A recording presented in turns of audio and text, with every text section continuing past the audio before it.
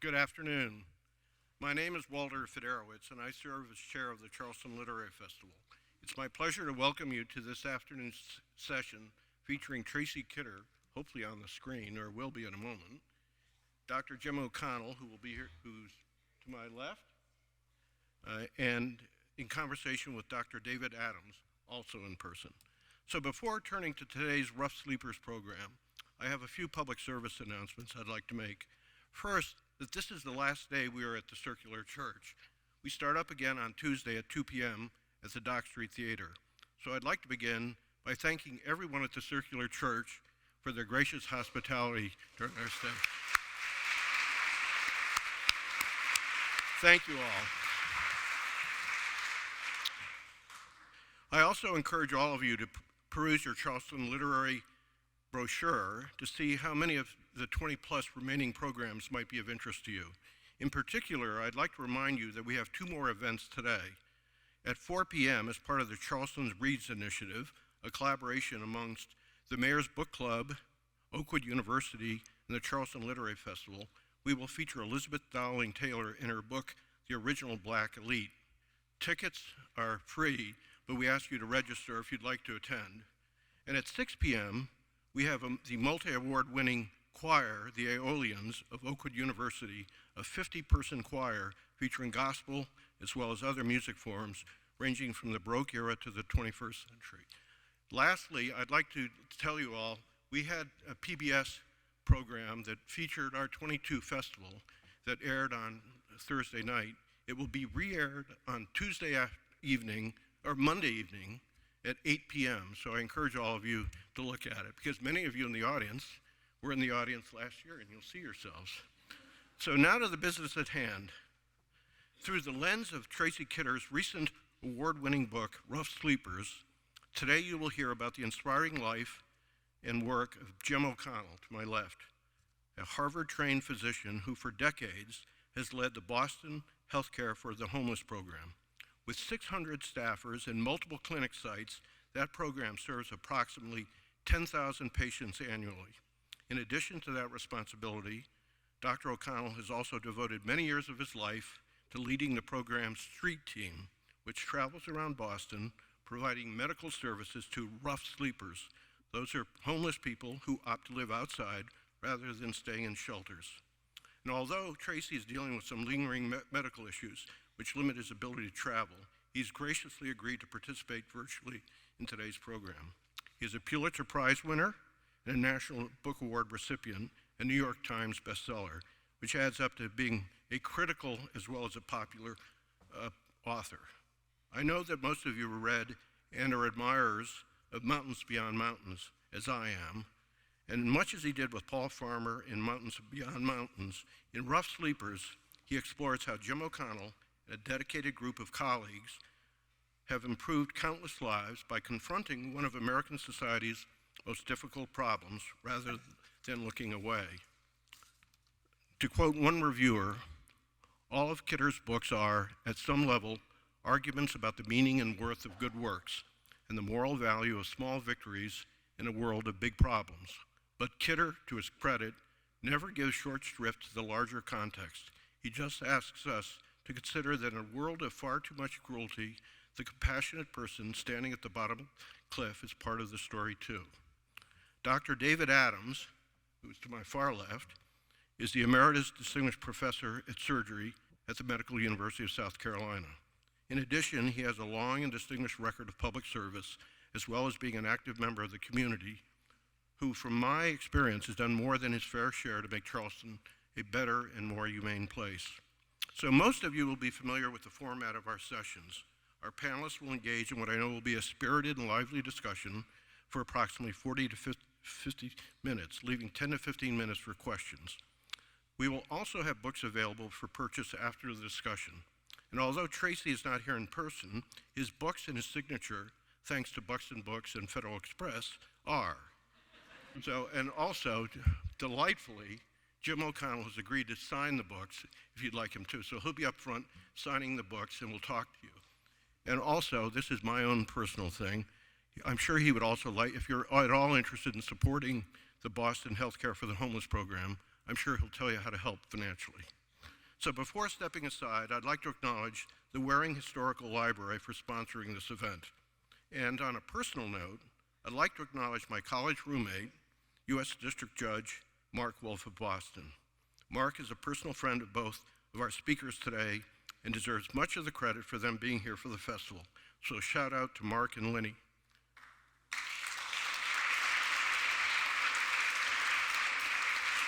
Finally, as a courtesy to our speakers, you've heard this every time, and fellow audience members, can I remind you to turn off your cell phones or quiet them during the session. So David, over to you. So Tracy, I'm sorry you're not here because we're in this beautiful church on, of all days, All Saints Sunday. And it's fitting and proper that we be here because we have a veritable saint with us. Although one of the essential qualities of being a saint being a saint is like being an alcoholic. You have to deny it all the time. So. And we also have a chronicler of the lives of the saints.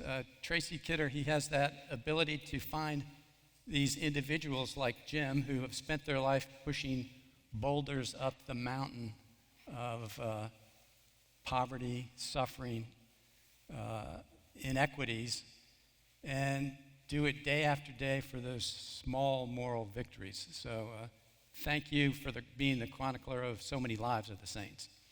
Well, thank you. I'm sorry not to be there. I am immensely better, but my daughter told me to stay home, so I was obey my daughters. But thank you. I have to take issue with the description of Jim as a saint. Because you know, part of the problem with that term, David, is just that it tends to it's usually a secular statement, and it usually is meant to describe someone who does work that other people don't think they could possibly tolerate doing. And in that sense, it kind of minimizes the work. Oddly enough, it makes it say, well, you know, this is only a very special sort of person would be willing to do this. And actually, I mean, I think Jim's guidance, the guidance that he got very early on from a rather wonderful nurse named Barbara McGinnis was, look, in this work, we do not want saints and zealots. We just want regular people who are good at their jobs and want to work in an interesting job. Just make this a job that people like to do.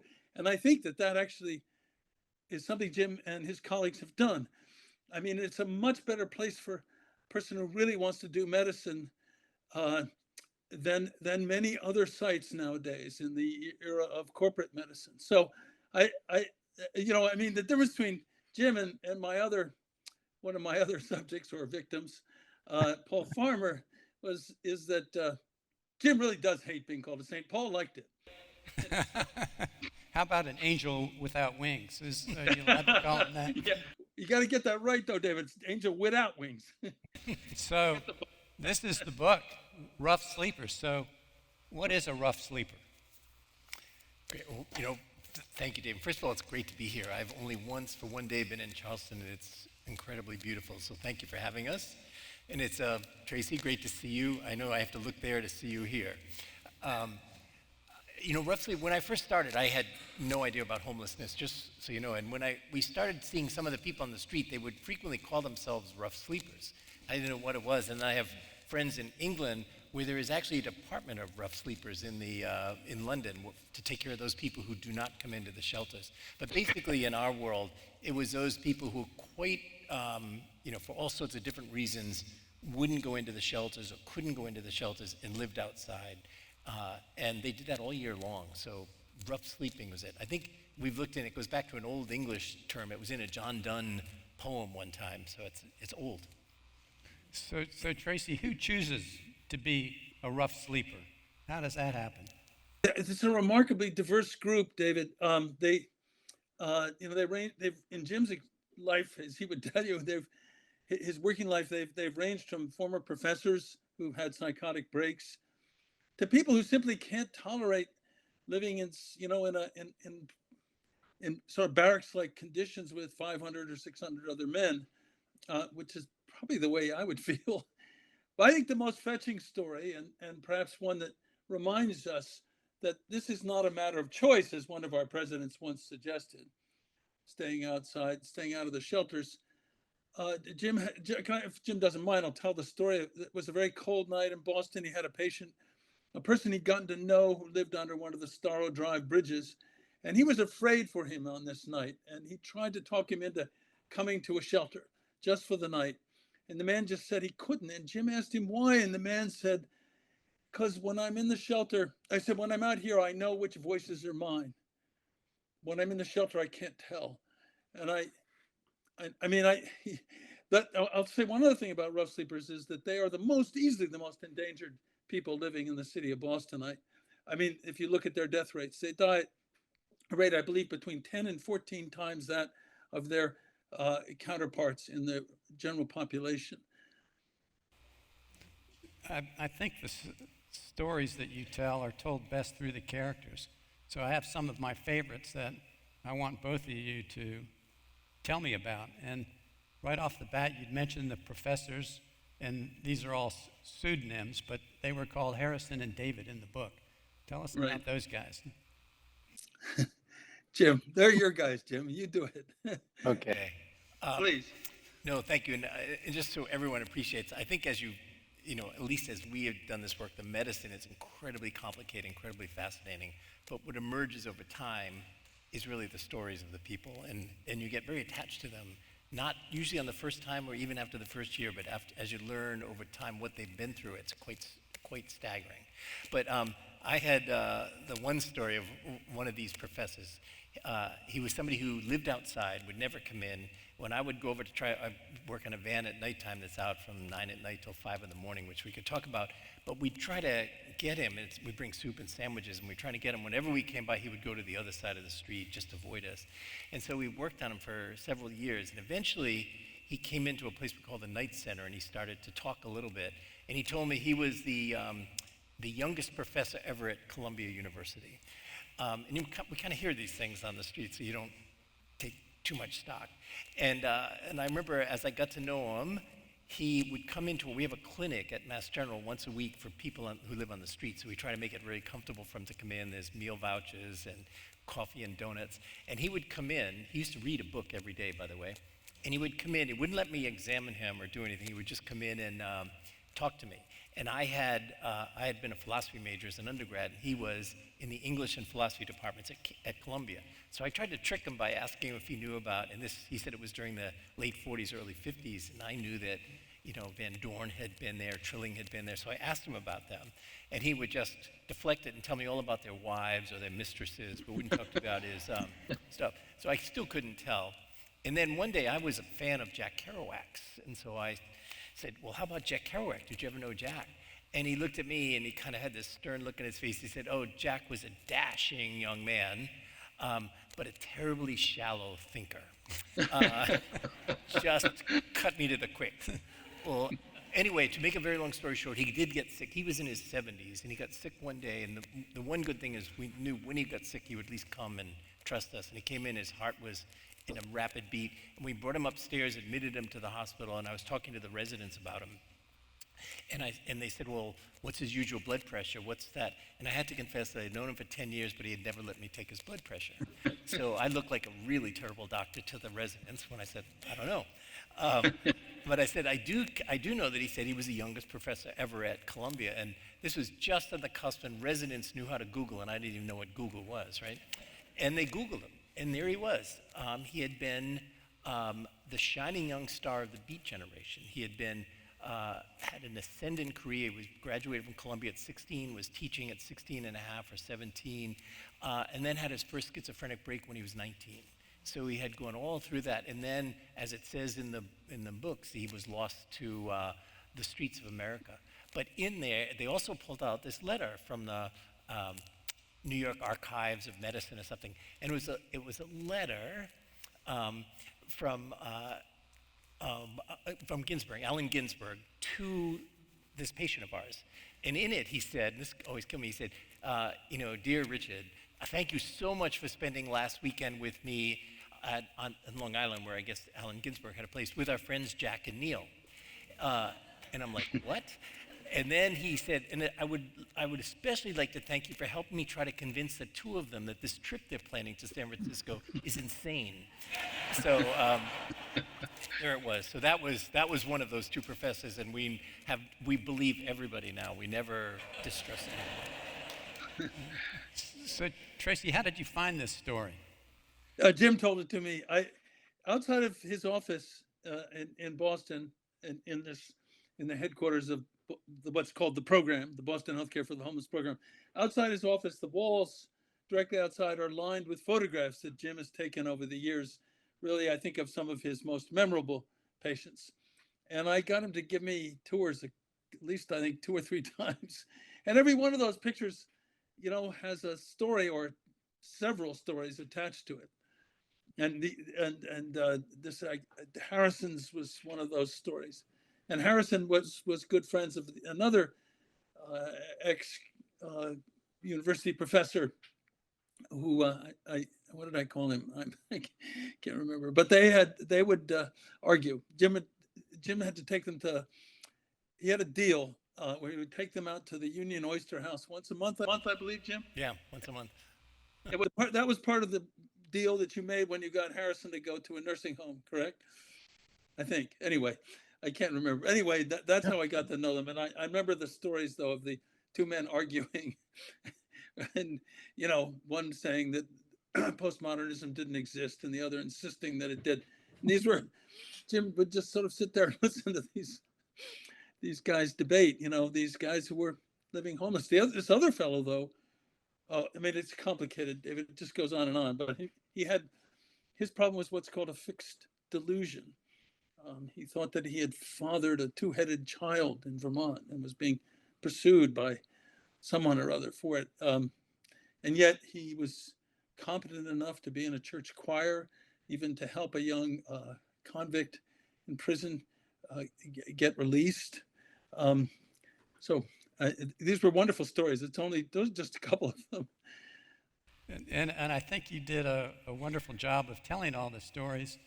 And I was listening to a description of you as the master of literary nonfiction. And I said, what the heck is literary nonfiction? And then I came across this phrase, and I said, gosh, this is what it is. And you described the community of rough sleepers. You said they could sometimes seem as intimately connected as mycelium under a forest floor. And I think that's the picture, that this really is a community, that they're all tied together and nurture each other. And like in some of the sleepers' cases, when you do find them housing, they get a nice apartment out in the suburbs or somewhere, and they pitch a tent because they're uncomfortable, just staying in an apartment. But Jim, how did you come into this profession? I mean, you went to man's greatest hospital, Mass General, and you were destined for greatness at Sloan Memorial, and now you're the pioneer of homeless medicine. I came about this entirely accidentally, everyone, so this was not like my plan. And I think serendipity has played much more of a role in my life than I'd like to admit. But I didn't get to medical school till I was 30. I had no idea what I was going to do, and so I had this kind of interesting time in my 20s that my mother, when she was alive, wouldn't let me talk about.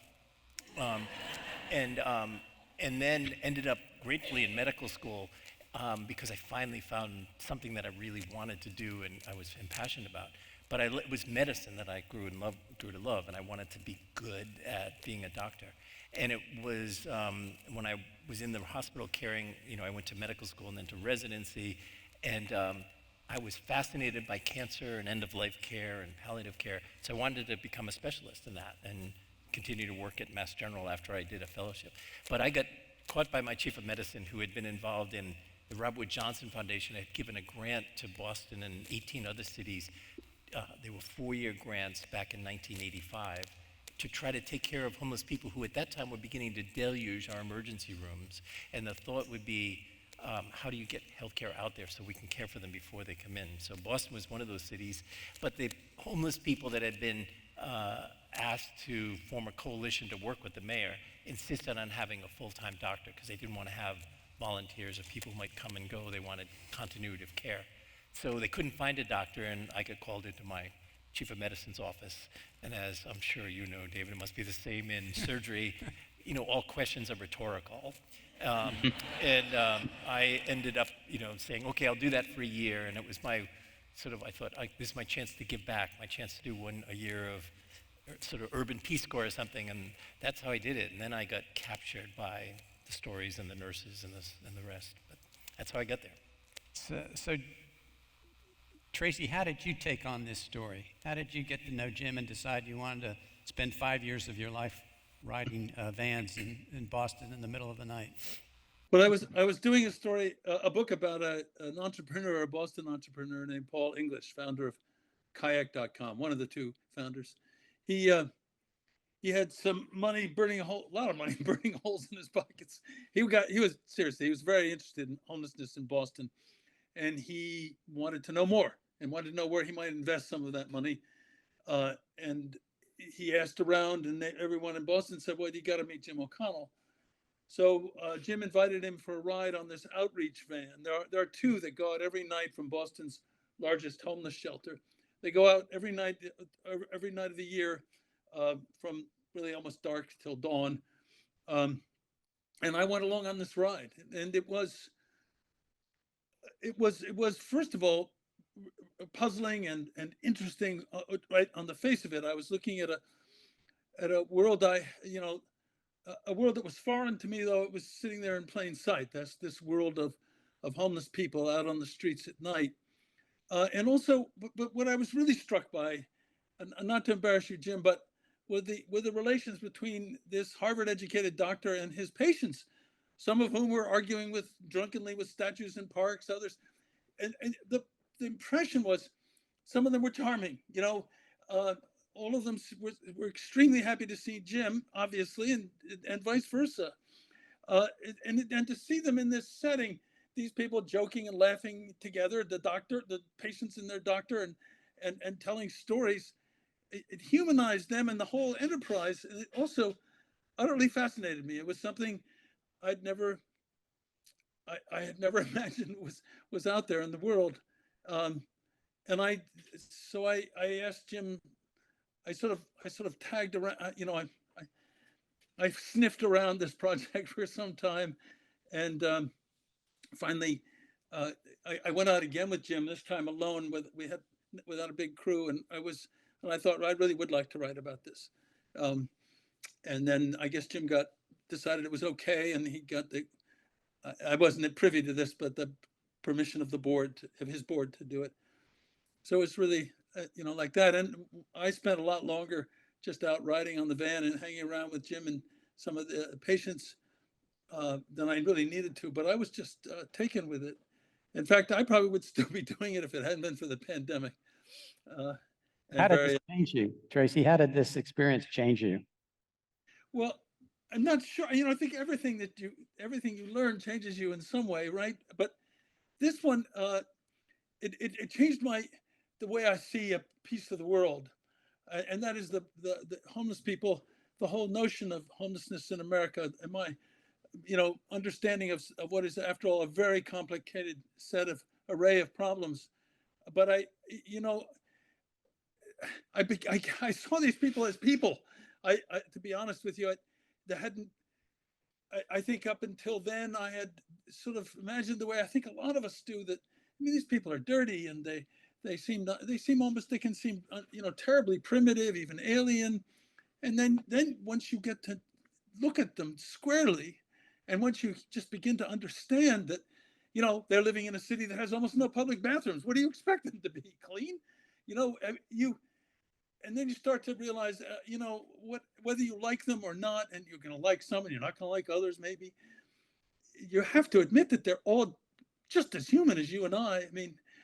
And I think that changes a lot. I think it changes a great deal about the way I see the country, for me, and the way I see our economy, frankly, and a lot of our institutions, the various failures. But I better stop. Jim, tell us about your first days at work, and talk a little bit about Barbara McKinnis. Oh, I'd be happy to. And and Tracy captures this really wonderfully in the book. But what happened is when I said yes to do this job, I remember my last rotation as a senior resident Mass General was to run the ICU. And when you do that after 4 years of medical school and 3 years of medicine, you have an ego that can barely fit into this room, right? And so I was marching down 6 blocks down the road to this 800-bed shelter, which is our largest shelter in Boston. And there, I walked into the clinic there, expecting to be, welcome. I'm the first doctor to work there. I thought they'd be thrilled. And there were a bunch of nurses that had been running a nurses' clinic there. Actually, it was the only independent nurses' clinic in the country at the time. And when I walked in, I have an older sister who's a nurse, by the way, so I know the severe look of a nurse, if any of you are here. And they looked severely at me and sat me down, and then, led by Barbara McGinnis, who is this nurse we were talking about, explained that we had been trained all wrong, that in the hospital you have to go fast, you have to work independently, you've got to move fast. And they said, slow down. You've got to learn how to slow down, because nothing changes in the life of a homeless person until they can trust you, and you've taken time to earn that trust. And then what they did is the nurses brilliantly always invited people into the clinic, and then they would let them sit around the perimeter of the clinic and they would soak their feet as a gesture of comfort and service. And so they took away my stethoscope and everything, and for the first 2 months, I basically had to soak feet. And it was, I remember my first reaction was, boy, did I choose the wrong job here. And taking care of feet is a pretty smelly and complicated thing, but pretty soon I realized that was magic.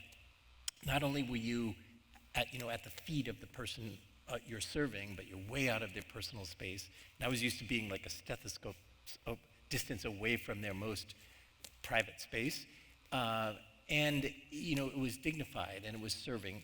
And I was stunned by how people that I had seen out in the streets or in the emergency room who never would do anything we said, after you'd soaked their feet for a month or two, were more than happy to talk about their problems. So that was the first experience, and I could not wait to get to doctoring again once I started to understand that. And you had one of your first foot soakers who asked, I thought you were supposed to be a doctor. Yeah, it was. What are you doing here? It was, and a man, I remember Barbara made me soak this man's feet because his feet were so swollen they needed 2 buckets, one for each foot. And by the way, we did learn, and we've learned this as a program, that if you can take care of the feet, they're like a window into the healthcare of the whole body. So it's really not a bad medical strategy either. But he had been somebody who would see in the emergency room dozens and dozens of times. We'd called him, he had terrible schizophrenia, was paranoid, and we labeled him treatment resistant because he would never do anything we said.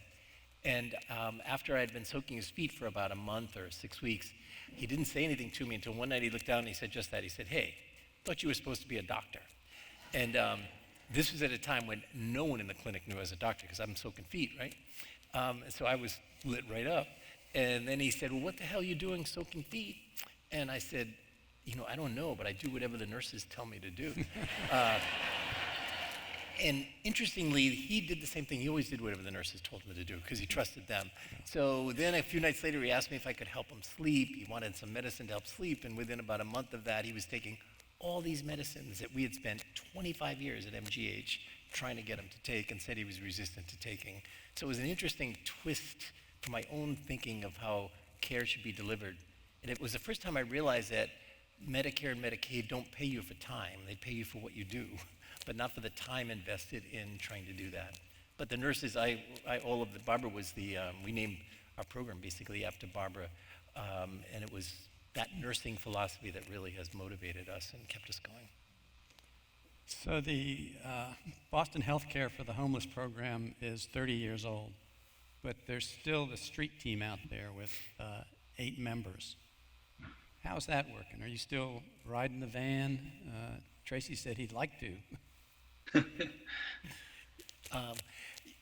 Yeah, in full disclosure, I have been riding the van, but as Tracy mentioned, but I ended up getting this condition called giant cell arteritis, so I'm immunocompromised now at 75. So I have to be a little bit careful, and the van is very tight, and so I haven't been on it anywhere near as much. I used to do 2 or even 3 nights a week, and I've been during COVID, I had to stop completely for about a year, and then I'm only gingerly been coming back. But I still spend a lot of time, our team spends a lot of time during the day out on the street. We still have our clinic at MGH. So still a lot of stuff I get to do. I kind of miss the van. The van has always been kind of my spiritual home, because when you think about it, it's out every night. There's probably 400 or 500 people that live on the streets of Boston, and over time you get to know them all. And that's the secret. The continuity is really the secret to everything. Tracy, what do you think makes the street team a different organization? Well, they have to be tightly knit. It's partly because their patients are so complicated. They also have to work. They have to be available. One of them has to be available every night at all hours, 24/7. And I think they deal with. I mean, maybe one way to say this is, there no solution is looming to what is called to these problems that all create this problem of the single problem of homelessness. And I mean, what Jim has said about that, I mean, what they managed to do is to alleviate enormous amounts of suffering. And they do this through very skillful doctoring, and they do it wherever they have to, ministering to people in the train station if they won't come in.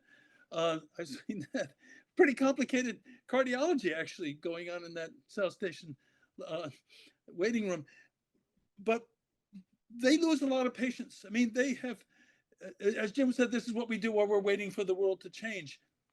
And they have not been able to greatly inflect the death rate among their patients, these rough sleepers, partly because by the time they come to them, they're very sick often, but they have made their lives immeasurably better so long as those lives last. I mean, in some former patients are now on the board of the Healthcare for the Homeless program, but there's a lot of sorrow, I guess is what I'm trying to say, that they all have to deal with. And so, and they do it all each in their own ways, but they share it just as they do their triumphs. And I think that it's really quite wonderfully moving, actually. It sounds kind of corny, but it is a matter of teamwork. And I guess the other thing is that they're all really into it. These are not, these are people who are enormously, highly skilled, many of them with terrific credentials, just like Jim, who could be working elsewhere and making more money and certainly getting much better benefits. But they do this because they love the work. And it's true that medicine is interesting. The patients tend to be fascinating. And the other thing about it is think about this. If you think about Jim's a saint, right? Or any of these people are saints. They work really hard to get good at what they do. They then go to work for people who need their services, the things that they're really good at, more than anyone else in the city. And they're enormously grateful for it.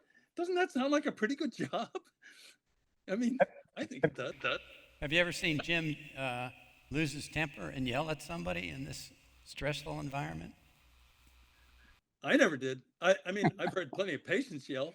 Have you, Jim? I mean, I've been yelled at a lot more than I've yelled. That's for sure. I don't think Jim has ever yelled at anyone at work. I've never heard him do that. But the thing about this is that this is a program run almost entirely by women. I think about 70% of the senior management is women, and certainly most of the employees are.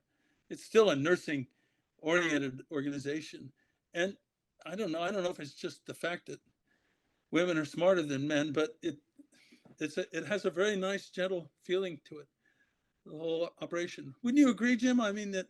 Yeah. You don't hear. No, I think you're dead on, Tracy. I think one lesson from all of this thing for us was, if you go to take care of some people that have been so disenfranchised or so traumatized that they end up on the streets for a long time, then they will teach us the weaknesses in our healthcare and other systems really quickly. And so for us, coming out of what I thought was and I still love Mass General, I think it's a great place, but we had no way to take care of this population. We just didn't know how to, we could see them in our clinics or in the emergency room, but then when they went out, we had no way to take care of them. So I think two things I would say in response to that. One is I love working on the street team because we share equally in the care of all the folks we take care of. So I don't have my own panel of patients. I share with a nurse practitioner, a physician assistant, a psychiatrist, and a recovery coach. And it's really fun to take care of people that way. So you can bring the medical and the psychiatric and the substance use care right to one spot. And then we get to see people, not only in the clinic at the hospital, we see them in the van at night, we see them in the street, we'll see them at our McGinnis house, which is our respite program, visit them when they get hospitalized, and then follow them when they go into housing. So our team does a lot of home visits, and the continuity of care, which is, I think, key for us, is that we have to follow them wherever they go. And that's kind of a cool job, instead of stuck in a clinic all day long, we get to go all over the place. So I think they taught us a lot about what they needed to care for. The last thing I'd say is that when I said I was doing this for a year, one of the things that I learned really early on was that most people resented that. They didn't want someone to come, spend a year getting to know them, they'd open up and we'd get to know them, and at the end of the year I was going to go do my career somewhere else. They were not interested in that at all. They wanted continuity of care. So that's why they made us always, from the beginning, work as a team. So if one of us would leave, each homeless person still knew the rest of the team. Kind of interesting concept. So It'd be a bad one for American medicine generally, would it? No. it sounds like he created a concierge medicine service. That's the envy of many. I think So, that's true. But it's for the poorest people in the city. Why not do it? I mean, I do think that it ought to be a lot better for all the rest of the city. Frankly, not not brought down, but it ought to be brought up to the standard that the program has created for the city's most vulnerable and poorest people. And continuity of care is something I think almost every patient wants, whether they're homeless or not. I certainly do. So Jim was devoted to his patients as they were to him. And one of my favorite is Billy Bianchino. and maybe you can recount the mission impossible that he accomplished when he found you in the hospital. Yeah, I'd be happy to. This was a story that hits to my vulnerability. So I had this thing right at the beginning, just before COVID. No, it was during COVID. I got a sick sinus syndrome, so I need to get a pacemaker. So I have this pacemaker, which means when I go to the airport, I can't go through the usual stuff. I hate it. But to get the pacemaker, it's a procedure, and then you have to spend a night in the ICU, and it's all the stuff in the ICU. And my wife Jill was trying to visit, but you can't get in. It was COVID, it was ICU, you couldn't get in. So I'm, feeling pretty, all the stuff that you feel when you're now very vulnerable and stuff. And so I wake up in the morning in the ICU, sort of a little bit still drugged, and sitting next to the bedside is this Billy. And I look up, and there he is, and I went, oh my God. And I said, and he was, hey, just worried about you, wanted to be sure you were okay. And I'd say, well, how did you get in here? He said, oh, you don't want to know. So I just saw him yesterday, by the way, on the street, on Friday on the street. He's still the same. He's great. So there's another memorable character who runs throughout the book, and it's really an amazing guy named Tony Colombo. And towards the end of the book, all of a sudden, the book changes from third person to first person.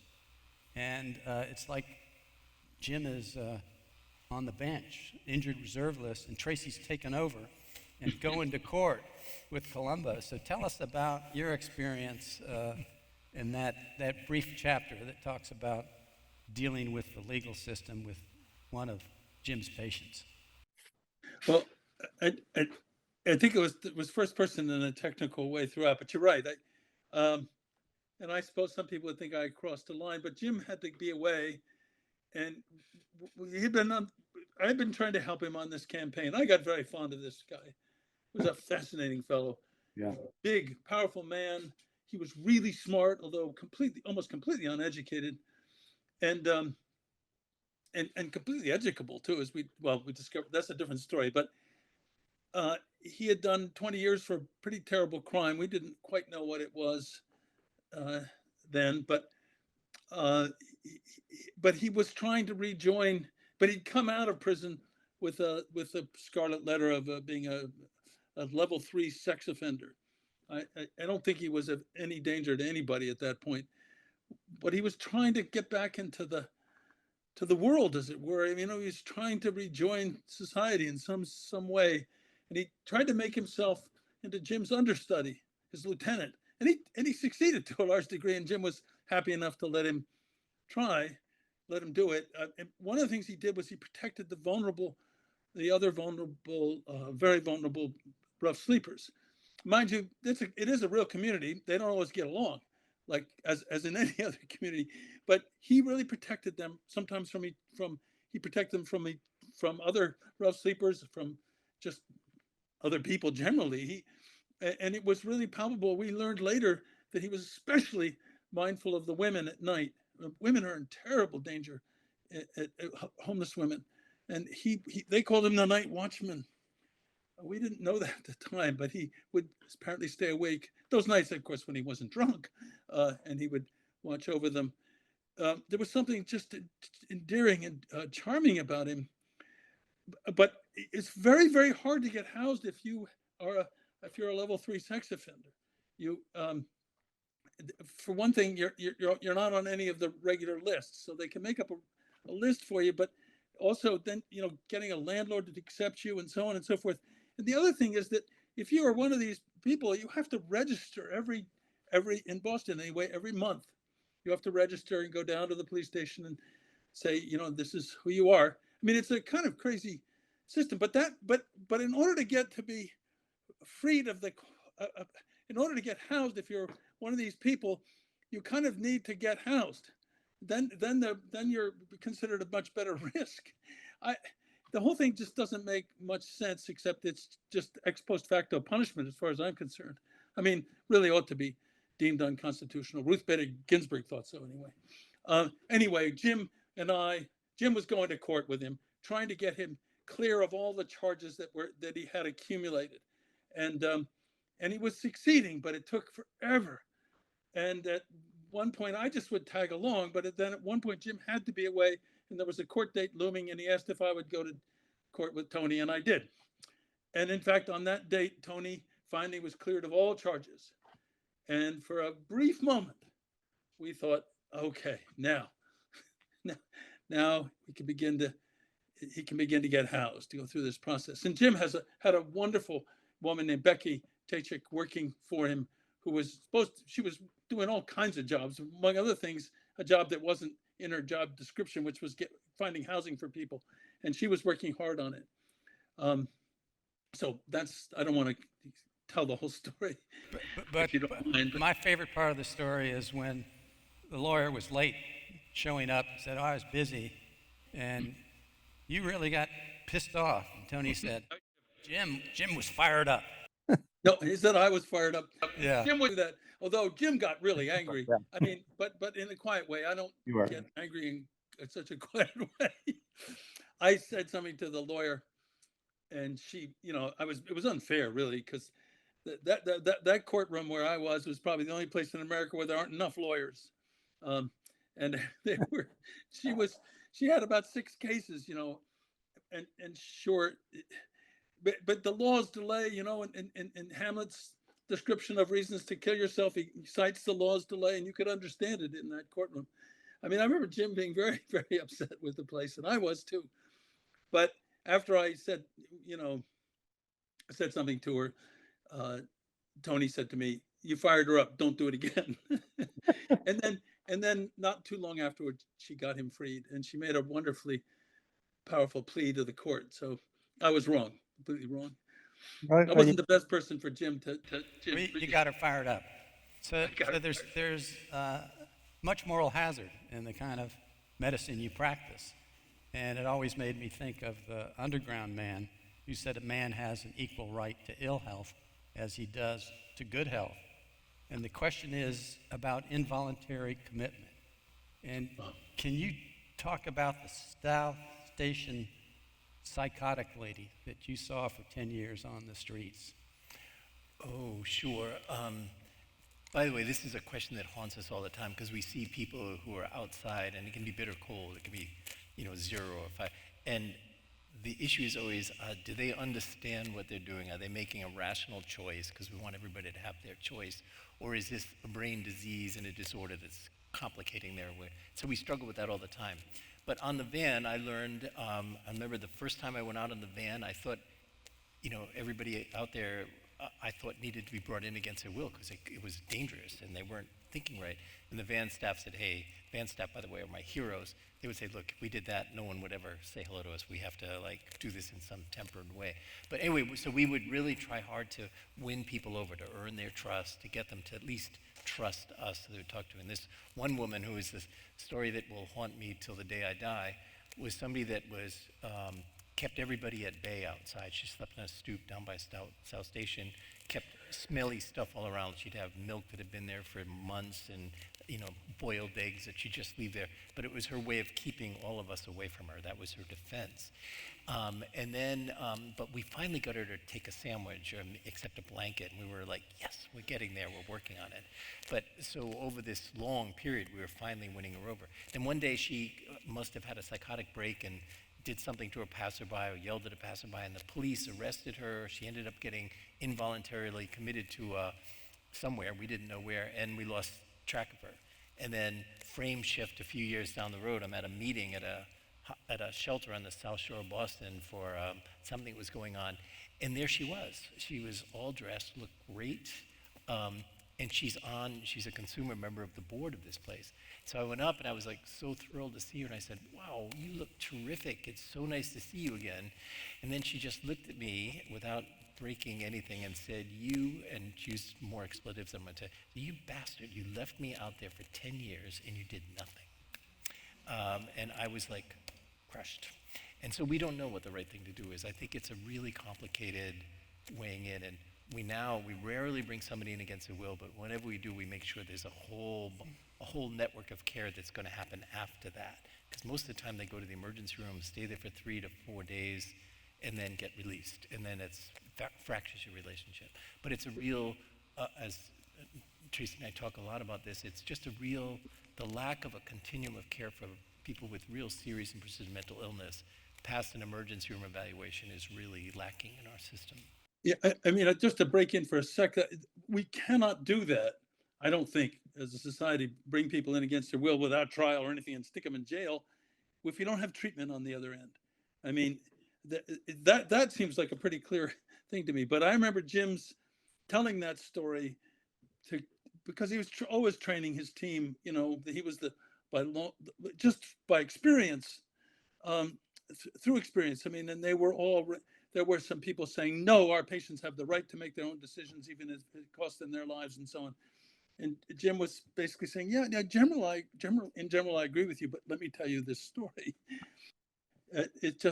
There's nothing about this practice that isn't complicated. So we could go on for hours and hours, but we want to hear from you. So we're going to have a question period, an answer period, and if you would like to ask a question, raise your hand, and when they bring the microphone around, stand up and hold the microphone 3 inches from your mouth and pretend that it's an ice cream cone, but don't lick it.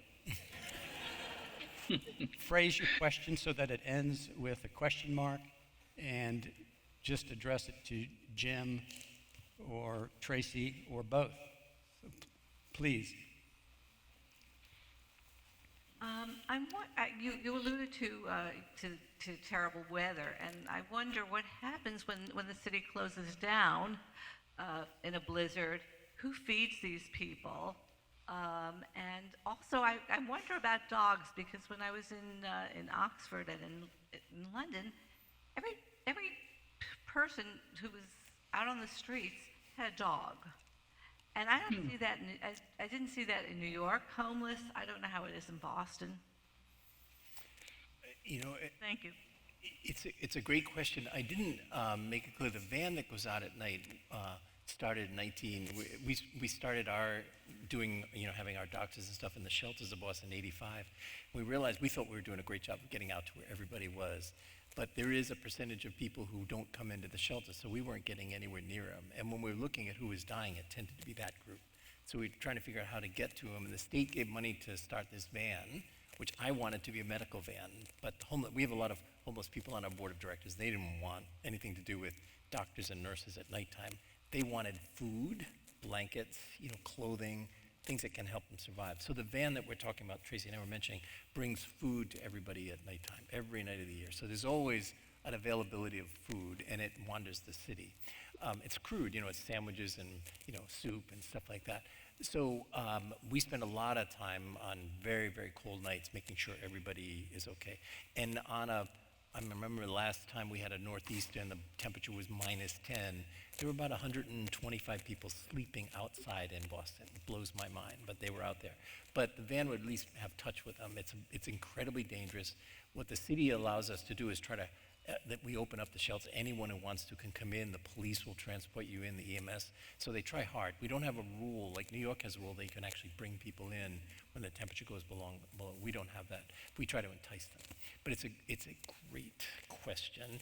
Now for dogs, interesting, it's been in spurts. Right now we don't have many dogs on the street with people, but for a long time people did. And it was companionship and it was protection. And the dogs were, wonderful dogs, but often treated really poorly because they had to live out in the same circumstances. So it was always a little bit tricky. The other problem we had is if somebody was sick and needed to go into the hospital, who takes care of the dog? So our staff, we have a nurse, a physician assistant in particular, who's good at just taking the person's pet and taking him home for that night. But just was another little obstacle to getting somebody in. But I think most people in Boston find it's really hard to maintain and take good care of a dog when it's so cold and the weather is so inclement. So, great question. Thank you. First, David, thanks for bringing this together, and Jim, thanks for your service. Tracy, you spent a couple of years as an intelligence officer in Vietnam, and you're such an accurate person in terms of observation, and you're so empathic. Did that experience influence your ability to so accurately observe humanity? I don't know. Thank you. I was there a year, actually 3 days less than a year, and very glad to leave. I learned some things. I mean, I had a nice sort of upper middle class upbringing, and I learned. I was a lieutenant in dubious command of 8 enlisted men who had very different backgrounds from mine, and I learned a lot from them. Very early on, I was told that if I really irritated them, they could shoot me whenever they wanted to, and that irritated me at first until I realized that was obviously true. But I'm not sure. I hated that war. I mean, I think from that, I came to the conclusion that of all the stupid things that humanity's capable of, aside from all the wonderful things, war is probably the stupidest and most evil. And I think we're seeing that once again. We hardly ever don't see it anymore. I don't know. I wanted to, the worst way to be a writer, I did try to notice things. I can't say that I'm not sorry. I'm really sorry that war occurred. It was probably good for me in some ways. I'm still in touch with at least one of my men, poor guy, who has Parkinson's probably from exposure to Agent Orange, although we'll never know that for sure. But the Veterans Administration is finally acknowledging. They're just assuming that that's the case. Thank God. I wish I had a better answer. Sorry. So when a homeless person approaches me, I want to know the best way to be of help. I'll buy food, certificates, but I never carry money because I always have my credit card. So what is the best way that we can do when homeless people approach us?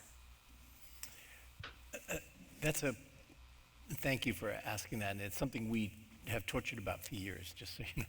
But Barbara, the lesson, I'm sorry to keep going back to Barbara. She was the person that sort of got me into this, but Barbara pointed out something to me that's held out, and we have, the homeless people we have on our board of directors will confirm this. The most important thing is to acknowledge them. So when you see somebody who's asking for money, you don't have to give money or anything, but say hello. and just say, how you doing? Sorry, I don't have any money. Now that sounds really kind of silly, but it turns out to be pretty magical out there. Now, if you have, we love having, for us, it's Dunkin' Donuts. I don't know if Dunkin' Donuts is down here or not, but a Dunkin' Donuts card, because somebody can go and get some coffee, you can go inside legitimately, sit and have your coffee, and prior to COVID, that was a bathroom. So a little, $5 or $10 Dunkin' Donuts card was like a ticket to all sorts of important things. And I think people really appreciated that. We debate all the time whether it's good or not to give money, and we, in a kind of fun ways, wrestle with that, and we all land at different ends of that. I kind of landed the side as I get to know people better and know what they're all about, then I'm not at all reluctant to give them money and not worry about what they're going to do with it. But a lot of people don't think that's right. But the most important thing is to acknowledge them. I tell this story a lot about Richard Gere was in a movie called Time Out of Mind, and he was filmed as a homeless man in New York, sort of in his neighborhood, with cameras that were up in buildings, so there weren't even cameras around. And he testified in Congress when we were trying to get a bill passed for some homeless dollars. And he said the worst thing about his experience was, one, he's Richard Gere, so you could dress him up, but he said most people would know who I was. But he spent 8 hours on a corner not far from his house with not a single person in New York looking him in the eye. And he said that was what was most devastating. So I think we can work on that. And if you can strike up a relationship with someone over time, slowly, that's also magic. Great question, thank you.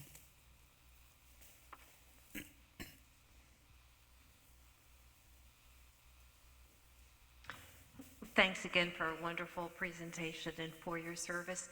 Are there any communities that you stand in admiration of for particularly innovative and humane and effective ways of helping this population? Boy, another great question.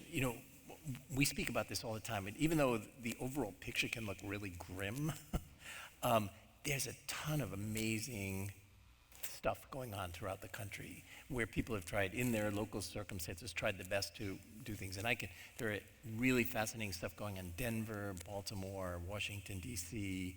I could name tons of Chicago, Detroit. So people are doing this all over in really spectacular ways. The problem I see, and just to share with you, the problem I see is that think of it as two different things. So I'm stuck, as Barbara taught us, and we in our program are stuck, taking care of those people who have become homeless.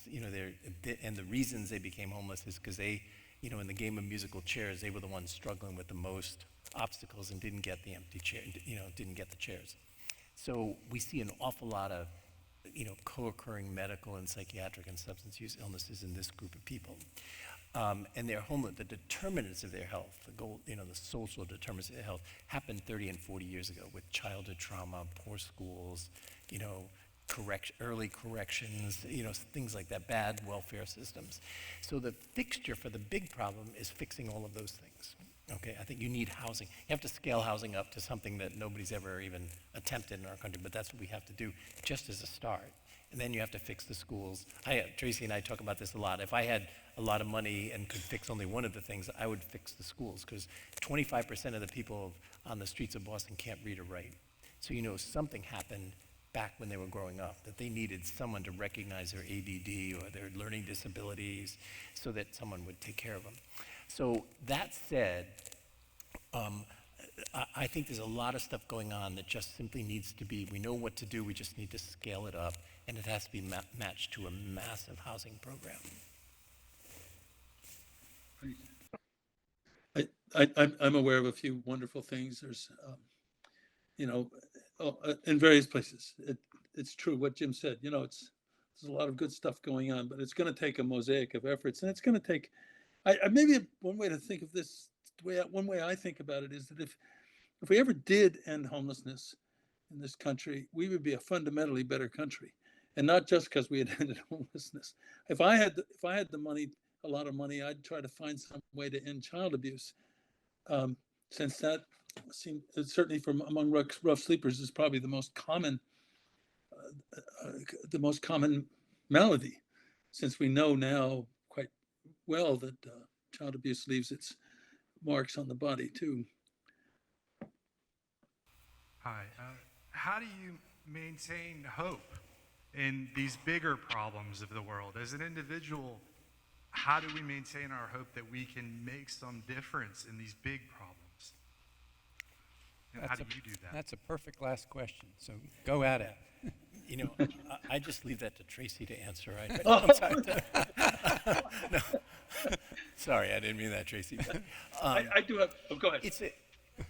Well, no, if you go ahead, I actually would love to hear you. Okay, well, I'll start. Anyway, look, I really appreciate that question.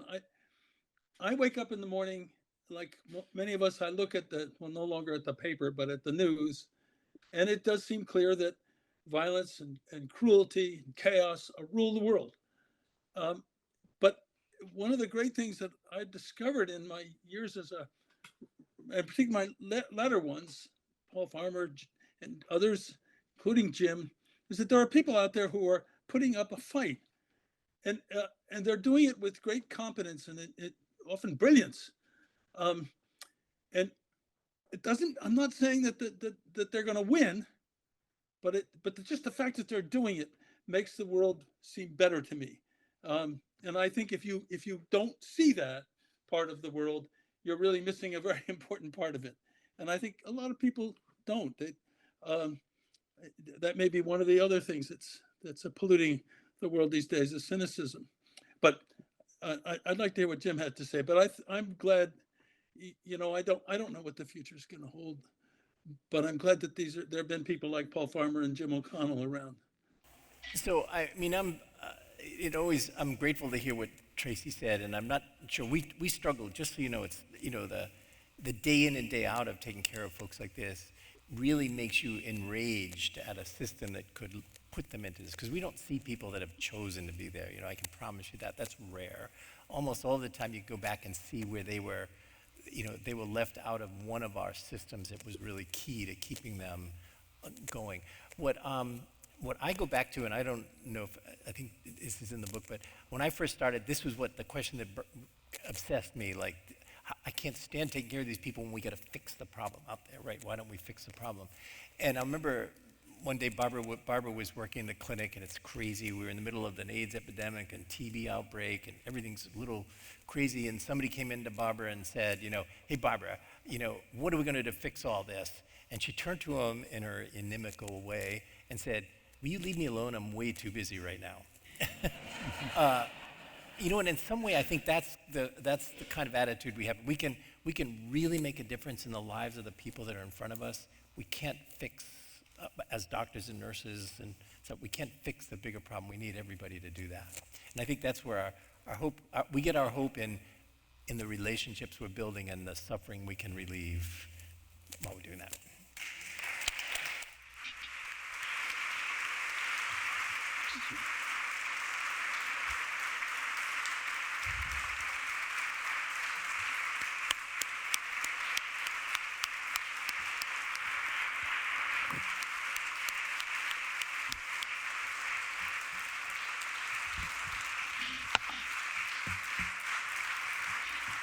So the good news for all of us here today is we got to witness this event. The book is very powerful. Please buy it. The session was wonderful. And we found out why Jim O'Connell is a legend today. He's a remarkable person. He's going to sign books, and he said he'd be willing to stay to talk to any of you after the event. So if anybody has further questions, Jim O'Connell has generously offered to continue the dialogue. So thank you very much, Jim, and thank you for coming.